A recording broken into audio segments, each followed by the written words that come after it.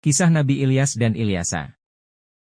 Sepeninggal Nabi Sulaiman, rakyat Bani Israel mengalami kemunduran. Praktek sihir mulai muncul lagi.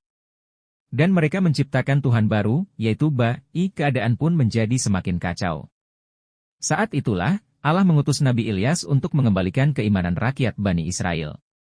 Sama seperti kaum Bani Israel terdahulu, kali ini pun mereka menentang dengan keras dakwah Nabi Ilyas.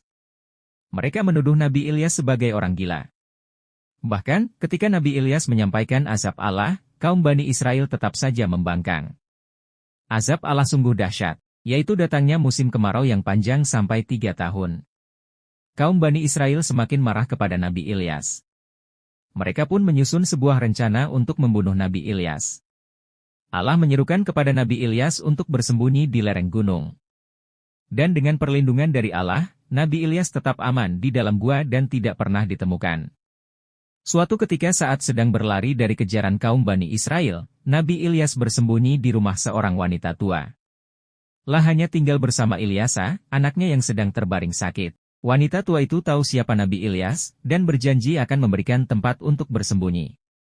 Lah pun memohon agar Nabi Ilyas berdoa bagi kesembuhan anaknya. Nabi Ilyas memenuhi permintaan wanita tersebut.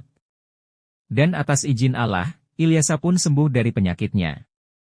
Setelah itu, Ilyasa menjadi pengikut sekaligus murid dari Nabi Ilyas. Ilyasa mendapat pendidikan langsung dari Nabi Ilyas. Lah selalu menemani kemanapun Nabi Ilyas pergi. Ada kisah yang menyebut bahwa Ilyasa adalah anak angkat Nabi Ilyas. Lah begitu patuh pada ajaran Nabi Ilyas, dan selalu mengingatkan kepada kaumnya agar meninggalkan praktik sihir, dan berhenti menyembah Baal dan kembali beriman kepada Allah. Keinginan kaum Bani Israel untuk mencelakakan Nabi Ilyas masih ada. Mereka terus saja mencari Nabi Ilyas. Perilaku mereka ini membuat Allah murka, sehingga datanglah azab bagi kaum Bani Israel. Musim kemarau panjang datang selama 3 tahun. Ladang pertanian mengering, ternak semua mati, dan sumber air pun mengering. Bencana kekeringan ini menyadarkan kaum Bani Israel. Mereka teringat pada ucapan Nabi Ilyas, bahwa patung Baal yang mereka anggap Tuhan tidak akan mampu menyelamatkan mereka. Kini mereka pun berniat mencari Nabi Ilyas untuk bertaubat dan memohon pertolongan. Atas izin dari Allah, kaum Bani Israel berhasil menemukan Nabi Ilyas. Mereka bertaubat dan menyatakan beriman kepada Allah. Kaum Bani Israel menepati janji mereka. Kini mereka hidup dengan tentram dan beribadah sesuai dengan ajaran Nabi Ilyas. Setelah Nabi Ilyas wafat, Ilyasa meneruskan perjuangan sang Nabi untuk terus berdakwah. Dan kemudian, Allah mengangkat Ilyasa sebagai nabinya. Selama masa kepimpinan Nabi Ilyas dan Nabi Ilyasa, kaum Bani Israel hidup dalam kemakmuran dan kedamaian. Selesai. Kandungan dalam Al-Quran Surat Asy-Syafafat ayat 123. Dan sesungguhnya Ilyas benar-benar termasuk salah seorang rasul-rasul.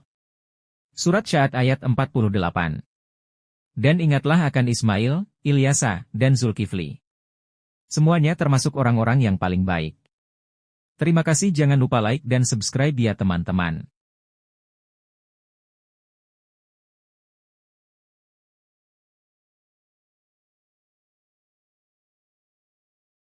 Yaitu datangnya musim kemarau yang panjang sampai 3 tahun.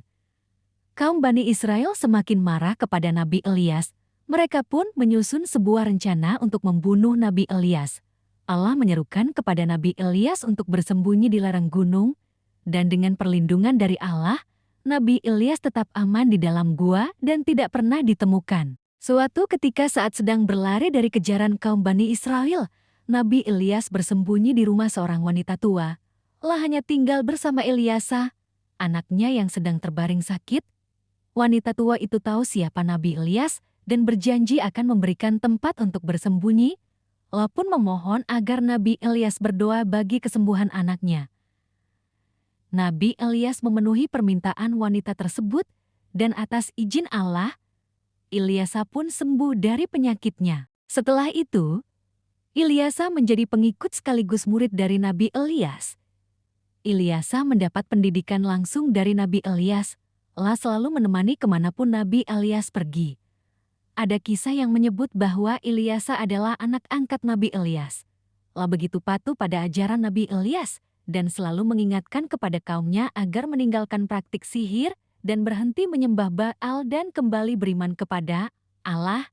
Keinginan kaum Bani Israel untuk mencelakakan Nabi Ilyas masih ada. Mereka terus saja mencari Nabi Ilyas. Perilaku mereka ini membuat Allah murka, sehingga datanglah azab bagi kaum Bani Israel. Musim kemarau panjang datang selama 3 tahun. Ladang pertanian mengering, ternak semua mati, dan sumber air pun mengering. Bencana kekeringan ini menyadarkan kaum Bani Israel. Mereka teringat pada ucapan Nabi Ilyas, bahwa patung Baal yang mereka anggap Tuhan tidak akan mampu menyelamatkan mereka. Kini mereka pun berniat mencari Nabi Ilyas untuk bertaubat dan memohon pertolongan. Atas izin dari Allah, kaum Bani Israel berhasil menemukan Nabi Ilyas. Mereka bertaubat dan menyatakan beriman kepada Allah. Kaum Bani Israel menepati janji mereka.